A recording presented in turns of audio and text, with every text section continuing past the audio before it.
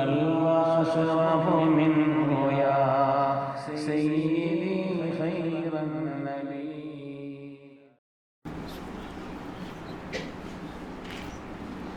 السلام عليكم ورحمة الله وبركاته.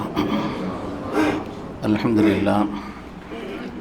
لله العظيم القدرة والشان شديد البطش والبرهان حافظ الدين والقرآن ما شاء الله كان ما لم يشاء لم يكن لا حول ولا قوة إلا بالله إن أريد إلا الإصلاح ما استطعت وما توفيقي إلا بالله عليه توكلت وإليه أنيب سبحانك لا علم لنا إلا ما علمتنا إنك أنت العليم الحكيم. قال الله سبحانه وتعالى في القرآن الحميد بسم الله الرحمن الرحيم إني جزيتهم اليوم بما صبروا أنهم هم الفائزون.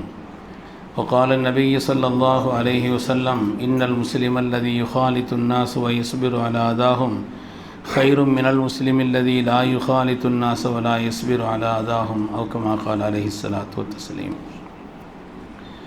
கண்ணியமிக்க முஃமினீன்களே, அல்லாஹ்வின் நல்லடியார்களே, அருமை நாயகம் ஸல்லல்லாஹு அலைஹி வஸல்லம் அவர்களின் பாக்கியம் நிறைந்த உம்மத்துமார்களே, ரப்பு சுப்ஹானஹு வ தஆலா அவனுடைய மேலான கட்டளையை ஜும்மாவுடைய ஃபரலை நிறைவேற்றுவதற்காக ஒன்று சேர்ந்திருக்கக்கூடிய நம்ம எல்லோரையும் அல்லாஹ் கபூல் செய்தருள்வான். ரப்பினுடைய மேலான திருப்தியை நம்முடைய வாழ்வில் லட்சியமாக கொண்டு இந்த உலகத்தில் அதற்கு ஏற்ப வாழ்ந்து காண்பித்த வல்லல் முஹம்மது ரசூலுல்லாஹ் ஸல்லல்லாஹு அலைஹி வஸல்லம் பரிசுத்தமான வழியில் நின்று இரு உலகத்திலும் வெற்றி பெற்ற சாலிஹீன்கள், அருளாளர்கள், வலிமார்கள், நல்லோர்கள், நாதாக்களுடைய கூட்டத்தில் அல்லாஹு தஆலா நம்மையும் நம் சந்ததிகளையும் கபூல் செய்தருள்வான். கண்ணியமிக்க முஃமினீன்களே, இன்றைய வாழ்வியலில் நாம் வாழக்கூடிய சூழலில் தனிப்பட்ட நிலையிலேயும் நட்பு ரீதியாகவும் குடும்ப ரீதியாகவும் சமூக ரீதியான தொடர்புகளிலும் மேலும் நம்மோடு தொடர்பு உள்ளவர்களோடு உள்ள ஒரு நிலையிலேயும் உறவுகளிலேயும் சகிப்புத்தன்மை என்பது நாளுக்கு நாள் குறைந்து கொண்டே வருகிறது. ஒரு சின்ன விஷயத்தை கூட சகித்து கொள்ள இயலாத ஒரு நிலை, சின்ன விஷயத்தையும் கூட ஆக பெரிதாக ஆக்கி காட்டக்கூடிய ஒரு நிலை. இந்த சகிப்புத்தன்மை என்பது இருக்க வேண்டிய நம்மிடத்தில் அது இல்லாமல் நாளுக்கு நாள் குறைந்து கொண்டு வருவதென்பது இருக்கிறதே, அது ஒரு கெட்ட குணத்தையும் இழி குணத்தையும் உடல் ரீதியான உள்ள ரீதியான பாதிப்புகளையும் அது உண்டாக்கும். ஏனென்று சொன்னால் மனிதர்கள் எல்லோரும் குணங்களிலே வேறுபட்டவர்கள். நம்முடைய கை விரல்கள் அளவிலே வித்தியாசப்பட்டிருப்பதை போல மனிதர்களும் தங்களுடைய குணங்களிலே வேறுபட்டவர்கள்தான். அறிவிலேயும் ஏற்றத்தாழ் உள்ளவர்கள்தான், புரிதலிலேயும் வித்தியாசமானவர்கள்தான். எல்லோரும் நாம் நினைக்கக்கூடிய விதத்திலே நம்முடைய விருப்பத்திற்கேற்ப நடக்க வேண்டும் என்று நினைக்காமல், அப்படி நினைப்பது பொருத்தம் அல்ல. எல்லோரும் நாம் நினைக்கக்கூடிய அந்த விதத்தில் தான், நாம் பார்க்கக்கூடிய அந்த பார்வையில் தான், நான் எண்ணக்கூடிய அந்த எண்ணத்தில் தான் அவர்கள் நடக்க வேண்டும் என்று நினைக்காமல் அவர்களுடைய இயல்பிற்கு ஏற்ப அவர்கள் இருப்பார்கள். அதை நான் எப்படி அணுகுவது என்ற ஒரு நிலையில் ஆக்கிக் கொள்வதல்லாமல், அதை சகித்து கொள்வது அல்லாமல், இன்று அதை காரணமாக வைத்து சின்ன சின்ன சின்ன விஷயங்களிலே கூட தனி மனிதர்களும் கூட குணத்தால் அவர்கள் சகிப்புத்தன்மை இல்லாத காரணத்தினாலே, குடும்பங்களிலே சகிப்புத்தன்மை இல்லாத காரணத்தினால் எவ்வளவு பிரச்சனைகள் ஒவ்வொரு நாளும் வந்து கொண்டிருக்கிறது என்பதை பார்க்கிறோம். எந்த குடும்பத்தை எடுத்து பார்த்தாலும் சரி, சிறிதாகவோ பெரிதாகவோ அங்கே ஒரு பிரச்சனை இருக்கிறது என்று சொன்னால் அதற்கு அடிப்படையான காரணம் சகிப்புத்தன்மை இல்லாததுதான் என்பதை நாம் உணர்ந்து கொள்ளலாம். சகிப்புத்தன்மை இல்லாத காரணத்தினாலே அருமையானவர்களே, அதனாலே குடும்பத்திலே நிம்மதி வேண்டும் என்று சொன்னால், தனி மனித வாழ்க்கையில் நிம்மதி வேண்டும் என்று சொன்னால், சமூக ரீதியான காரியங்களில் நிம்மதி வேண்டும் என்று சொன்னால், நம் தொடர்புள்ளவர்களிலே நிம்மதி வேண்டும் என்று சொன்னால், உறவுகளிலே நிம்மதி வேண்டும் என்று சொன்னால், சின்ன சின்ன விஷயங்களை எல்லாம் கண்டுகொள்ளக்கூடாது. குற்றம் பார்க்கின் சுற்றம் இல்லை என்று சொல்வார்கள். ரொம்ப ஊடுருவி இது குற்றம் இல்லையா, அது குற்றம் இல்லையா என்றெல்லாம் பார்த்து நம்முடைய நியாயங்களை பேசுவது அல்ல. விட்டு கொடுத்து வாழக்கூடிய அந்த தன்மையில் தான் நம்முடைய உயர்ந்த குணத்தின் வெளிப்பாடும் நிச்சயமாக இருக்கிறது என்பதிலே எந்த விதமான சந்தேகம் இல்லை. யார் சகிப்புத்தன்மையோடு நடந்து கொள்கிறார்களோ அவர்களுக்குத்தான் அல்லாஹு தஆலா சிறந்த கல்வி ஞானத்தை கொடுக்கிறான், சிறந்த புகழை கொடுக்கிறான், சிறந்த உயர்வை கொடுக்கிறான், சிறந்த எதிர்காலத்தை தருகிறான். துன்யாவில் மாத்திரமல்ல, நிலையான ஆகிரத்திலும் அவர்களுக்கு வெற்றி இருக்கிறது. ஏதோ அவங்க கோபமா பேசுறாங்க, டென்ஷன் ஆகிறாங்க, அந்த நேரத்தில் நாம் அதை சகித்து கொள்ளாமல் படபட என்று அவர்களுக்கு வார்த்தைகளை அளந்து விட்டு விட்டோம் என்று சொன்னால் நாம் வெற்றி பெற்றவர்களை போல தோற்றம் தெரியலாம். ஆனால் உண்மையான வெற்றியாளர் யார் என்று சொன்னால் அந்த நேரத்தில் தன்னை கட்டுப்படுத்துபவன். சொன்னாங்க, வீரர்களில் பெரிய வீரன் என்பவன் யுத்தத்தில் நின்று மல்யுத்தம் புரிபவன் அல்ல வீரன். கடுமையான ஒரு டென்ஷனை உண்டாக்குறாங்க, கோபத்தை உண்டாக்கக்கூடிய காரியங்களில் ஈடுபடுகிறார்கள் என்றால் அவனுக்கு கோபம் வருகிறது. அந்த நேரத்தில் தன்னை கட்டுப்படுத்திக் கொள்கிறானே, தன்னுடைய கோபத்தை அந்த நேரத்தில் ஏதோ ஒரு விளைவு பதில் சொல்லணும், ஆனாலும் இப்ப வேண்டாம். என்ன கோபத்தில் வரக்கூடிய வார்த்தைகள் இருக்கிறதே, அவ்வலுல் கதபி ஜுனூனுன் வாஹிருஹு நதமுன். கோபத்தின் தொடக்கம் என்பது பைத்தியம், அதனுடைய முடிவு என்பது கைசேதம். கோபத்தினுடைய தொடக்கம் என்பது அது ஜுனூனியத்தில் தான், பைத்தியம் தான். அதனுடைய முடிவு என்பது கைசேதமாகத்தான் இருக்கும். அந்த நேரத்தில் தன்னை யார் கட்டுப்படுத்திக் கொள்கிறார்களோ, ஸல்லல்லாஹு அலைஹி வஸல்லம் சொன்னார்கள், அல்லாஹு தஆலா அவங்களுக்கு ஈமானை கொண்டும் நிம்மதியை கொண்டும் அவருடைய கல்வை அல்லாஹ் எழுப்புவான்னு சொன்னான். அல்லாஹு தஆலா நிம்மதியையும் தருவான், வலிமையான ஈமானையும் தருவான். யாருடைய வார்த்தை எவ்வளவு உயர்ந்த ஒரு வார்த்தை, எவ்வளவு உயர்ந்த ஒரு வார்த்தை. மர அல்லாஹு அம்னன் வ ஈமானா. அல்லாஹ் அவர்களுக்கு நிம்மதியையும் நிரப்பமாக தருவான், ஈமானையும் நிரப்பமாக தருவான் என்று சொன்னான். என்ன, அவன் தான் பெரிய வீரன். அந்த நேரத்தில் தன்னை கட்டுப்படுத்திக் கொள்ளக்கூடிய ஆற்றல் கொண்டவன், சகித்துக் கொள்ளக்கூடிய தன்மை கொண்டவன், குடும்பத்தில் வெற்றி பெறுவான். பேசுறவங்க பின்னால் நினைச்சு வருத்தப்பட்டு இருப்பாங்க, இப்படிலாம் சொல்லிட்டேனே, அவங்க வருத்தப்படுவாங்க. இவர் அதை பொறுத்து கொண்டு விட்டால், சகித்து கொண்டு விட்டால், மன்னித்து விட்டால் அல்லாஹ்விடத்திலும் கூலி கிடைக்கிறது, உலகத்திலேயும் இவர் கண்ணியமானவராக கருதப்படுவார். அந்த நேரத்தில் வேணுமானா நமக்கு ஒரு மாதிரியா இருக்கலாம், நம்ம மனுஷன் தானே. அந்த நேரத்திலையும் அவர் அப்படி பேசும் பொழுது பதில் சொல்லாமல் இருந்தால், ஒரு காரியத்தை செய்யும் பொழுது அடிக்கும் பொழுது நாம் பொறுத்து கொண்டிருந்தால், அந்த நேரத்தில் வேண்டுமானால் தோல்வி பெற்றவர்களைப் போல, தோல்வி உண்டவர்களைப் போல தெரியலாம். ஆனால் நிலையான வெற்றிக்கு அவர் காரணமாகிவிட்டார். அருமையானவர்களே, நமது உயிரின் மேலான கண்மணி ரசூலுல்லாஹி ஸல்லல்லாஹு அலைஹி வஸல்லம் வெற்றியின் ரகசியம் என்ன? அவங்கள திட்டா உலகத்தில் வேற யாரையும் திட்டாங்க? மா யதீஹிம் மிர் ரசூலின் இல்லா கானூ பிஹி யஸ்தஹ்சிஊன். குர்ஆன் சொல்கிறது, சூரா யாசீனில் வருகிறது அல்லவா, மா யதீஹிம் மிர் ரசூலின் இல்லா கானூ பிஹி யஸ்தஹ்சிஊன். உலகத்தில் வந்த எல்லா ரசூல்மார்களையும் எல்லா நபிமார்களையும் பரிகாசம் செய்தார். கேலி செய்தா அந்த நேரத்தில் எவ்வளவு டென்ஷன் வருங்கிறத கேலியில மாட்டினவங்களுக்கு தெரியும். பரிகாசம் செய்யப்படக்கூடிய அந்த நிலையில கிடுகிடு நமக்கு என்ன செய்யும், பாயிண்ட் ஏறிக்கிட்டே இருக்கும். அந்த நேரத்தில் ஒரு மனிதன் தன்னை தற்காத்துக் கொள்கிறான் என்று சொன்னால் எவ்வளவு பெரிய விஷயம். ரசூல்மார்கள் கேலி செய்யாமல் இருந்தார்களா? கேலி செய்யாமல் அவர்களை விட்டார்களா? உலகத்திலே ஒரு மனிதனை பிடிக்கவில்லை என்று சொன்னால் என்னென்ன செய்ய இயலுமோ அவ்வளவும் செய்தாங்க. சரி, எதிர்த்து குரல் கொடுப்பதற்கோ, எதிர்த்து அவர்களுக்கு உண்டான நிலையில் சொல்வதற்கோ இவங்களுக்கு என்ன வழி இல்லையா? தெரியாதா? ஆனாலும் தன்னுடைய கோபத்தை, தன்னுடைய டென்ஷனை, பழி வாங்குதலை யார் கட்டுப்படுத்தி கொண்டார்களோ நிச்சயமாக அவர்கள் தான் வாழ்க்கையில் வெற்றி. கேலி செய்தவங்க யார் இன்னைக்கு அடையாளம் இல்லை. ஆனால் அந்த நேரத்தில் அதை சகித்து கொண்ட ஸல்லல்லாஹு அலைஹி வஸல்லம் உலக அளவில் என்றும் புகழப்படுகிறார்கள். யார் கேலி செய்தாங்க அவங்க வெற்றி பெற்றாங்களா? அவர்கள் இழிவானது என்பதுதான் உண்மை. அந்த நேரத்தில் வேண்டுமானால் வெற்றி பெற்றதை போல ஒரு தோற்றம் தெரியலாம். அது மாதிரி குடும்பத்திலையும் சரி, நம்ம கல்வி என்ன, நம்ம அந்தஸ்து என்ன, நம்ம பெருமை என்ன, நம்ம கீர்த்தி என்ன, நம்ம பொருளாதாரம் என்ன, வாசல்ல செருப்ப கடத்துற மாதிரி கடத்திட்டு போயிடும். நாங்கள் அங்கே போய் பெருமை பேசுவது அல்ல. ஸல்லல்லாஹு அலைஹி வஸல்லம் இன்னும் சொன்னார்கள், நீங்கள் வீட்டில் தோற்று கொடுத்தால் வெற்றின்னு சொன்னாங்க. எனவே அப்படிப்பட்ட நிலையிலே ஒரு சகிப்புத்தன்மை என்பது நம்மிடத்தில் இருந்தது என்று சொன்னால் குடும்பத்தில் நிம்மதி வரும், தனிப்பட்ட வாழ்க்கையில் நிம்மதி வரும், நட்பு வட்டாரத்தில் நமக்கு உயர்வு கிடைக்கும், நம்முடைய உறவுகளிலே மேன்மை கிடைக்கும் என்பதிலே எந்த விதமான சந்தேகம் இல்லை. அருமையான பெருமக்களே, உலகத்தையே நம்ம எல்லாத்தையும் மாற்ற முடியாது.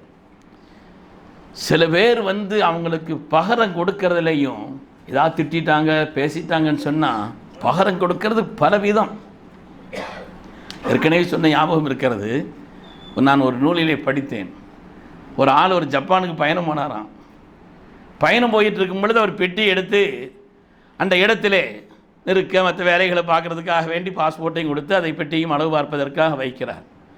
அதை வைக்கக்கூடிய நிலையிலே அங்கிருந்த ஊழியரிடத்தில் கடுமையான கோபத்தோடு வார்த்தைகளை விடுகிறார். இவர் கடுமைன்னா ரொம்ப கடுமையான வார்த்தைகளால் அந்த பையன் சிரிச்சுக்கிட்டே இருக்கிறான். இருக்கிற மற்றவங்களுக்குலாம் ஆச்சரியம். வயது முதிர்ந்த நிலையிலே கடுமையான வார்த்தைகளை 4 பேர் முன்னிலையில், தனியாக பேசினா கூட பரவாயில்லை, 4 பேருடைய முன்னிலையிலே இவ்வளவு கடுமையாக பேசி கொண்டிருக்கிறாரு. இவன் எப்படி சிரிக்கிறான், எப்படி அமைதியாக இருக்கிறான்? எல்லாரும் போன பிறகு ஒரு ஆள் மட்டும் அவனை கூப்பிட்டு கேட்டான், எதுப்பா அந்த ரகசியத்தை நம்மள்கிட்ட சொல்லு, என்ன விஷயம்? இல்லை எல்லாருக்கும் ஒரே மாதிரி பதில் சொல்ல வேண்டியதில்லை, அவர் ஜப்பானுக்கு போயிட்டு இருக்கிறாரு, அவர் பெட்டி அமெரிக்காவுக்கு போய்கிட்டு இருக்குதுன்னு. அவர் ஜப்பானுக்கு போகிறார், அவர் பெட்டி அமெரிக்காவுக்கு போய்கிட்டு இருக்கு. நான் இப்படித்தான் பகரம் கொடுக்கணுங்கிறது அவசியம் இல்லைன்னு நான். பெருமக்களே, சில பேர் அமைதியாக இருந்தும் கூட கடுமையான பகரத்தை, கடுமையான பழிவாங்குதலையும் செய்து கொண்டிருக்கிறார். அதனால நாம இந்த விஷயத்திலே நம்முடைய குடும்பங்களில் நிலையான நிம்மதிக்கும், நம்முடைய உறவுகளில் எல்லா விதமான உயர்வுக்கும் காரணம் என்னவென்று சொன்னால், நாம் சகிப்புத்தன்மையோடு நடந்து கொள்வதை கொண்டுதான் அந்த உயர்வு இருக்கிறது என்பது எந்த விதமான சந்தேகம் இல்லை. அது எந்த சமூக ரீதியான தொடர்புள்ளவளாக இருந்தாலும் சரி. மக்கமா நகரம் எவ்வளவு கடுமையான பழி வாங்குதலை ரசூலுக்கு செய்தது? கொஞ்ச நஞ்சமா? ஊரை விட்டு துரத்தினார்கள், முட்களை பரத்தி வைத்தார்கள், தோழர்களை கொன்றார்கள், சொந்த ஊரை விட்டு விரட்டினாங்க, இந்த ஊருக்கு நீங்க இருக்கக்கூடாது, அவர்களையும் தோழர்களையும் பழி வாங்குவதற்குண்டான எவ்வளவு சந்தர்ப்பங்கள். யமாமாவிலிருந்து சுமாமத்து பின் உசால் ஈமான் கொள்கிறார்கள். ஒரு நாட்டினுடைய மன்னர். யமாமாவில் இருந்துதான் கோதுமைகள் எல்லாம் செல்ல வேண்டும், உணவு தானியங்கள் மக்காவுக்கு செல்ல வேண்டும்.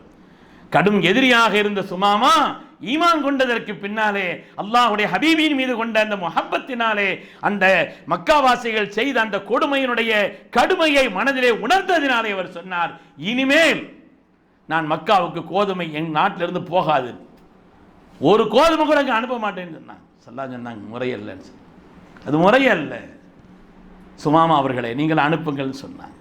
அந்த குணம்தான் இன்று நிற்கிறது, அந்த உயர்ந்த குணம்தான் இன்று வாழ்கிறது.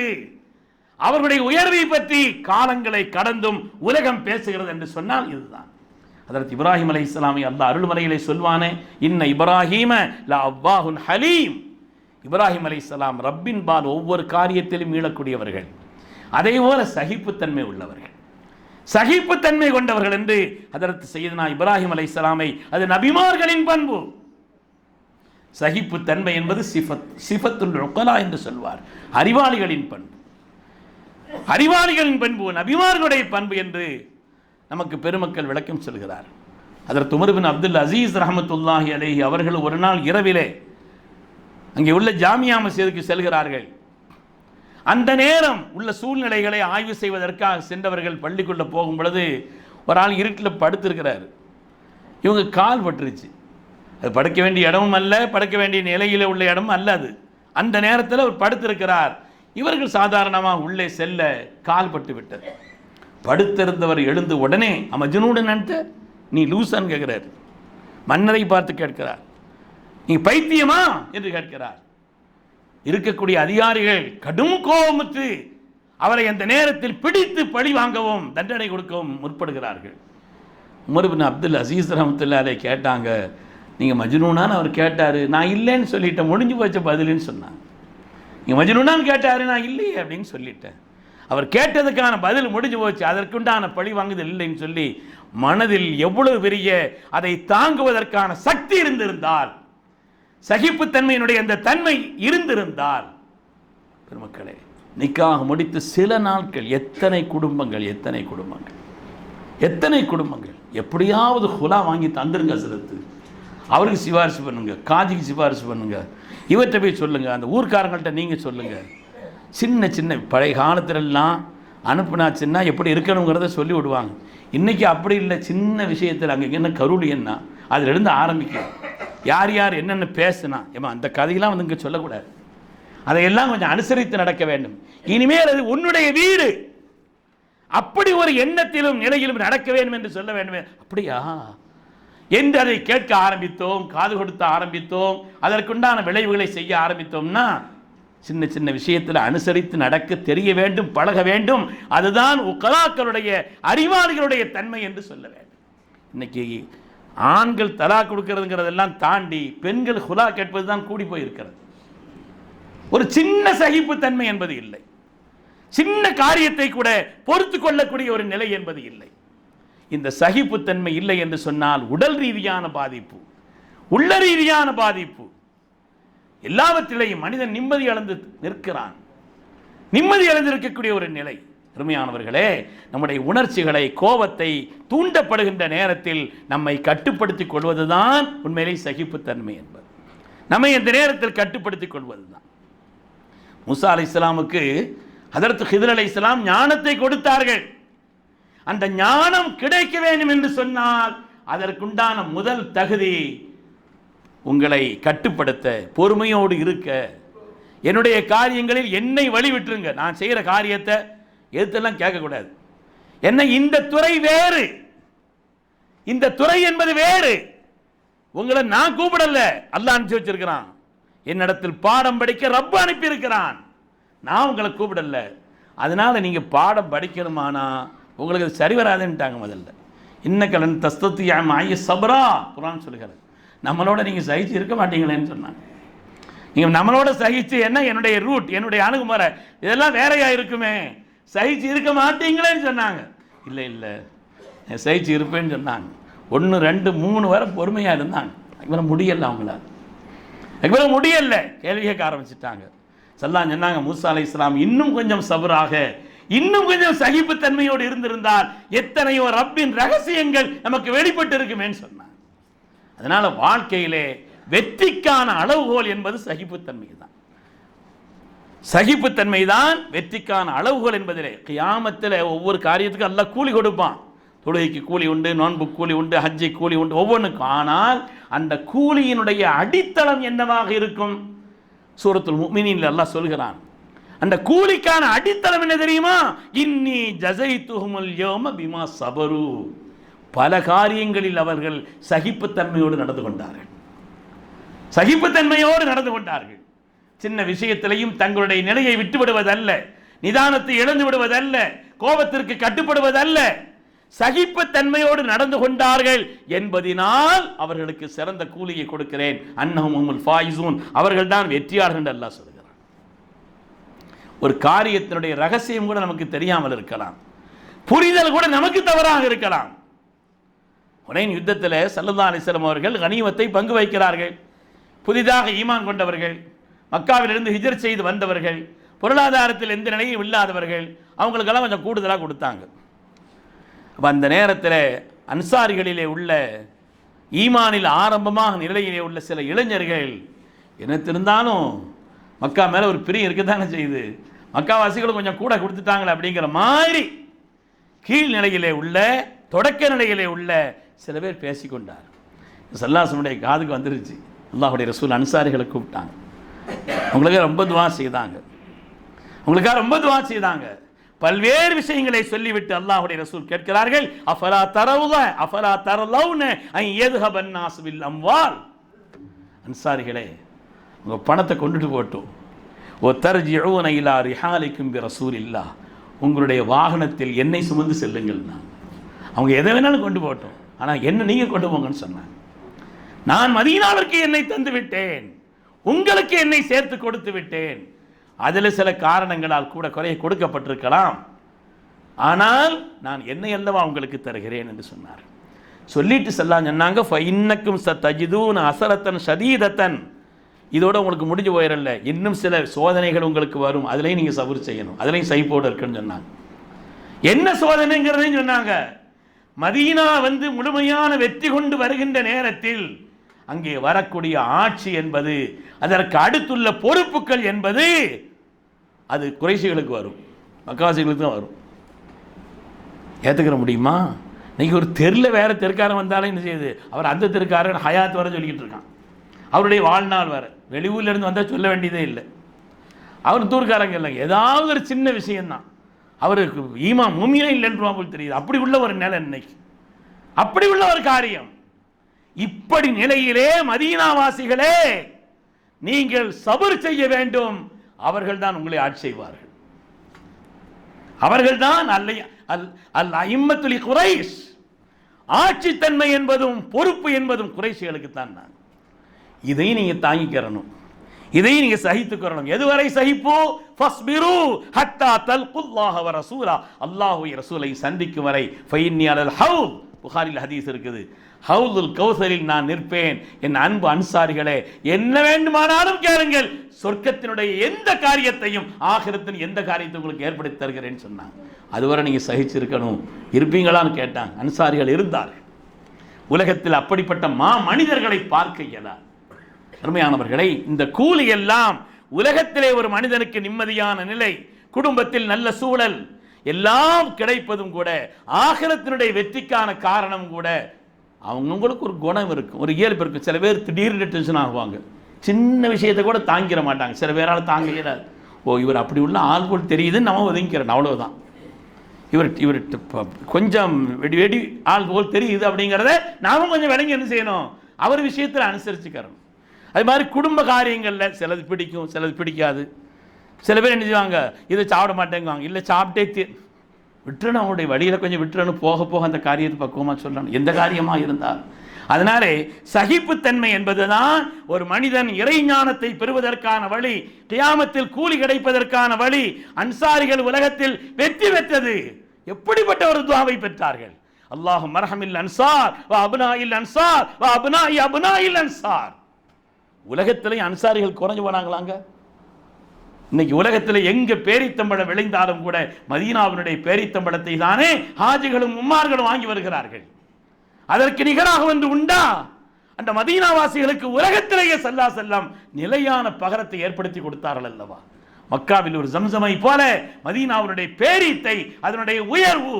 யார் மதீனாவில் ஒரு பொருள் வாங்குகிறார்களோ, யா அல்லாஹ், அவர்களுடைய அளவிலும் நிறுவையிலும் நீ பரக்கத் செய்து துஆ செய்தான். அங்க ஒரு பொருள் வாங்கினால், அதனால உலகத்திலேயும் அவர்களுக்கு உண்டான மேன்மை ஏற்படுத்தி கொடுத்தார்கள். ஆகிரத்திலும் உங்களுக்கு நான் பொறுப்பு, என்ன வேண்டுமானாலும் நீங்கள் கேட்டதை எல்லாம் நான் தருவேன் சொல்லி ஸல்லல்லாஹு அலைஹி வஸல்லம் சொன்னாங்கன்னு பார்க்கிறோம். என்று சொன்னால் அதற்கெல்லாம் அடிப்படை காரணமாக அமைந்தது ஹதீஸில் இருக்கிறது அவங்களுடைய சகிப்புத்தன்மை தான். கொஞ்சம் அந்த நேரத்தில் கோபம் வரும் பொழுது முதல் விஷயம் அமைதியாக இருக்கணும். அந்த நேரத்தில் ஒன்றுமே சொல்லக்கூடாது. நின்றுட்டு இருந்தீங்களா, உட்காருங்க, இல்லைன்னா கொஞ்சம் தண்ணி குடிங்க. ஹஸ்ரத் தண்ணி குடிக்கிற நேரம் ஹஸ்ரத், அந்த நேரத்தில் நம்மளை டென்ஷன் உண்டாக்கிட்டு இருக்கிறான்னு நினைக்கிறோம். அந்த நேரத்தில் எந்த பதிலும் சொல்லாமல் இருந்தால், அந்த நேரம் கழிந்தால், அதற்கு பிறகு நமக்கு தெரிந்துவிடும் நாம் இந்த நேரத்தில் வெற்றி பெற்றுட்டோங்கிறத விளங்கிடும். அருமையானவர்களை, உலகியல் ரீதியான வெற்றிக்கும் மறுமை வெற்றிக்கும் அடிப்படை என்பது சகிப்புத்தன்மை தான். இன்றைய வாழ்வியல் நிலைகளிலே நிம்மதி குறைந்து காணப்படுகிறது என்று சொன்னால் அதற்குண்டான ஒரு தன்மை இந்த வாழ்வியலிலே சகிப்புத்தன்மை குறைந்து கொண்டே வருகிறது. நாம் எல்லாம் மூமின்கள், அல்லாஹ் ரசூலுடைய கட்டளைகளை ஏற்றவர்கள், அதன் வழி நடக்கக்கூடியவர்கள் என்று சொல்லும் பொழுது நம்முடைய வாழ்வின் காரியங்களிலே சகிப்புத்தன்மையோடு நடந்து கொண்டோம் என்று சொன்னால், நிதானத்தோடு நடந்து கொண்டோம் என்று சொன்னால், அந்த நேரத்தில் அந்த காரியத்திலும் நிலையான ஆகிரத்தினுடைய காரியத்திலும் நாம் வெற்றி பெற்று விடுவோம் என்பதில் சந்தேகமில்லை. அல்லாஹ் விளங்கும் ஞானத்தை தந்தருள் புரிவானார், உயர்ந்த குணங்களை அல்லாஹ் நமக்கு தந்தருள்வானார். தனிப்பட்ட நம்முடைய வாழ்க்கையிலே, நம்முடைய குடும்ப வாழ்க்கையிலே, சமூக ரீதியான தொடர்புள்ள வாழ்க்கையிலே, உறவுகளுடைய வாழ்க்கையிலே, மற்றவர்களோடு தொடர்புள்ள எந்த வாழ்க்கையிலும் அல்லாஹ் தஆலா நிம்மதி ஏற்படுத்தி தந்தருள் புரிவானாக. நம்முடைய மனங்களை அல்லாஹ் சீராக்கி அருள்வானாக. ஆமீன் ஆமீன் யா ரப்பல் ஆலமீன். வ ஆகிரு தஅவானா அனில் ஹம்துலில்லாஹி ரப்பில் ஆலமீன். அஸ்ஸலாமு அலைக்கும்.